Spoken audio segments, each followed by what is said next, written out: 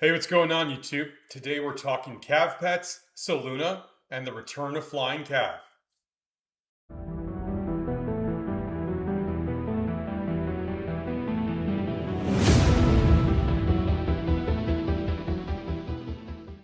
Okay, so I just released a video on sort of my Cav builds for the upcoming season, and it was pointed out to me that a war pet focused channel, managed to release a 20-minute long video about Cav and never talk about the Cav Pets, never show the Cav Pets. The video was about the builds of my Cav marches, and the war pets don't affect the builds all that much. But fair enough. So let's talk about the war pets that I use for my Cav marches, right? And we'll start with the G1 marches, the Golden Rock. This is a pretty good roll, 7 slots, amazing strength, good, very good luck. Agility's just so. But here's the thing, Golden Rock's on the way out. Emerson Bakshi, they're still sticking around for me, but man, as soon as G6 Cav come out, I'm sure they're going to get cut. Maybe earlier than that. In fact, in a couple of builds I've put together so far, Bakshi has already been cut. He's always managed to make his way back into the lineup, but it's only a matter of time before he gets benched permanently. Emrys is a little bit more sticky because of his movement speed abilities, but even he's not guaranteed to stick around all that much longer. Now, there are two things about the Golden Rock that might help it stick around just a bit. The first is that the G4 Cav commander, Li Shanyan, he also has the Passion mechanic, which is what the Golden Rock utilizes. So if there's some world in which Li Xianyan gets split up from Nea, you could see maybe the Golden Rock being still a good pet choice for him.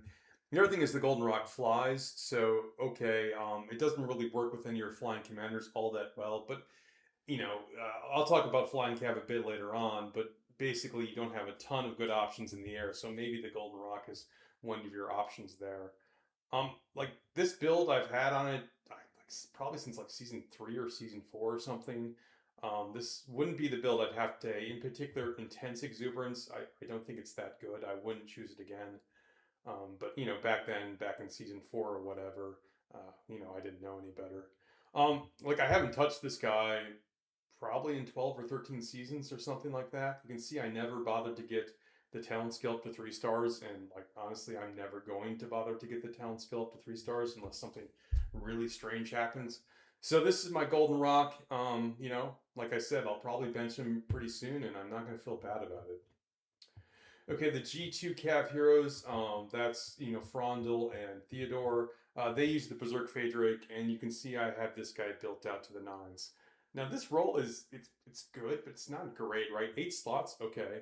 The agility's very good, but not quite perfect. The luck's okay, and the strength is honestly kind of depressing.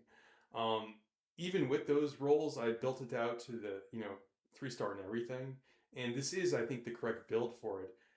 If you're asking why I went so strong on this, remember I used to be the generic flying cav player, and the Berserk Faedrake, the one you put with Frondel with your flying cav marches, that's really the only war pet that works, extremely well with flying cav. And so I figured, hey, this is the thing I am. I'm the degenerate flying cav player. I might as well go to the nines on this thing. If I had to do it over again, either I wouldn't go so strong in this pet, or I'd roll until I got an even better roll than this. As it is right now, this is obviously, we're on G5. This is the G2 pad, so I'm not going to put anything more into it. What else could I put into it? I guess I could keep rolling regeneration potions, but, I'm not going to do that. If it wasn't for the fact that this was built out so strong, this guy would also be sort of on the watch list into things getting cut. But because I have this built out very strong, it's going to stick around for a while. Now, the Berserk only does single target damage, but it still hits very, very hard. It makes up for the weakness sort of Ferondel and Theo not hitting that hard themselves. So I'm still happy with this pet. It flies. It's sticking around for a while. Maybe I went a little too far on this. All right, the G3 Cav Pet. This is really one of the weaknesses of Urag in that he doesn't have a great war pet for him. The other weakness is he doesn't move all that fast either. This is okay. 8 slots. Strength is okay, not great. Luck is okay, is not great. Agility is kind of mediocre. But this war pet, the Blade Manticore, just always underwhelms me. So I'm not really gonna do much more than this. If I find myself needing to spend some pet coins or something just to complete like an alliance mobilization quest, maybe I'd move Blood Roar up to 2 stars. Okay, but that's the only thing I would do in this. I don't think I'm going to waste time, getting this up to 3-star level. You can see I don't have the Amber skill in this pet. I don't intend to get the Amber skill for this pet. I've always been underwhelmed by the Blade Manticore. If I had it to do all over again, I would build out a good Moon Bear. I never did build a good Moon Bear with this account. You can see this is my Moon Bear. It's like barely touched. The reason is the Moon Bear. Obviously, it's great for Magro and Danfell. But you can also put in an Ureg, and it does pretty well for him. And frankly, I think a stacked out Moon Bear is better than a stacked out Manticore, even for the Cav march. So this is what I use, but it's kind of like, whatever. Also, sometimes with Ureg, I used a utility pet. I think it's this guy here. Part of the reason is on certain marches, I needed Ureg to go just a little bit faster. And so I got an Auric Warhound with 8 slots and pretty good stats, but in particular, very good agility. And I got, wild agility up to 3 stars. And at 3 stars, it gives you about 5% movement speed if you have it maxed out. If you have the agility maxed out. You can see I don't quite have that here, but so I'm just a little bit short of that. And that allowed me to like close a movement speed gap I had with Urag when I had him in a particular Cav lineup that needed him to go just a little bit faster. My current Cav lineup, Urag can make that all by himself, in part because he has Saluna as his deputy. I'll talk more about her in a bit. But this is what I'm going. Like, I don't love it. It's okay, but just okay. By contrast, I love the G4 Cav Pet. This thing, awesome. Now you can see my roll here. It's only 7 slots, so okay, that's a weakness. But strength, agility, and luck, they're all like perfect rolls. I mean, you can barely see like a little bit of gap in strength and maybe a little bit in agility, and that's about it. So this thing is awesome. And one of the great things about the G4 Cav pair, really Nea, is that they just have amazing range generation mechanics. So if you get into a long fight on this, this thing just they just keep going off constantly over and over again. Yeah, I love the G4 Cav Pet. A lot of people have been using the Auric Warhound as sort of like an infantry rally pet.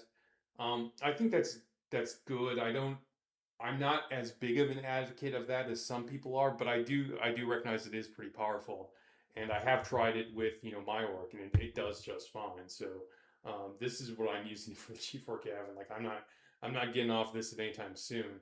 Like I am considering just finishing off these last 3 skills here because this guy's so good.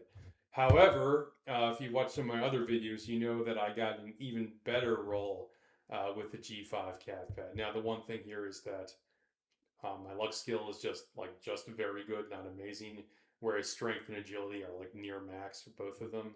And obviously I got the 8 skill slots here, so couldn't be happier with this. And this guy does hit like a truck. Now obviously this guy works perfect with Freya and Agnar. Doesn't work as well with other heroes. He could work well with Ferandil, but like I don't need another pet for Ferandil, so I have only got the one here. I got this other, Auric Warhound if everyone would like to buy that. But, shameless plug aside, love this guy, working extremely well. Let's talk about Saluna, and she's a pretty good transition point for a couple things. Right now I have Saluna as the deputy for my Urag because Saluna gives me 20% march speed. Yeah, here it is. Obviously when you have it maxed out at the epic level.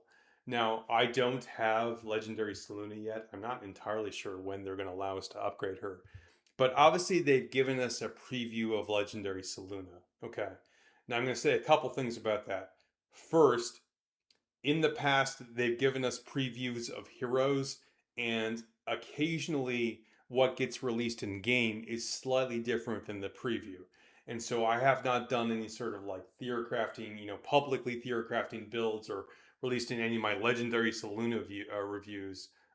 First of all, plenty of people have jumped all over that. I don't think you need my particular insight on that. But the second thing is there's no guarantee on what we've seen so far is going to be what's released in the game when we get Legendary Saluna. So, it probably will, but when it comes out, just make sure, there might be some slight variation there. Okay. Now, having said that, what we've seen on Legendary Saluna is that the movement speed has changed. Right now, she gives you a flat 20% movement speed, obviously, when you have her maxed out. The legendary Saluna gives you 10% flat movement speed, and then an additional 20% if you use it with flying units. Okay, so if you use it with ground units, and right now Saluna is in my ground march with Urag, the legendary version is only going to give me 10% movement speed, so which means I'm going to need to change up my Urag build. Either I'm going to have to use someone other than Saluna that gives me 20% movement speed, and honestly, there's not a lot of good choices for ground cav for that. Or I'm going to have to change my Urag build, basically mirror the Agnar build, go up the PvP tree to get all the movement speed there. That's probably what I'll do. And if I do that, I might keep Saluna in the legendary version, or I might go with something else. Like I said, we'll have to see how it plays out, but I just want to point out that like the flying unit modifier, that should work regardless of whether you're actually flying or not. For example, Thea, she gives a bonus to flying units. You don't have to fly to do this, right? So if you use Thea with a ground march, for example, with Celestials, but like Thea Mu, Thea gets that bonus of 10% and the march speed bonus by 20% just for using flying units. So if you use Saluna with Eagles, but a ground unit with Eagles, the legendary version should give you that 30%. But, obviously I'd have to use that with Eagles on the ground, which is not something I want to do.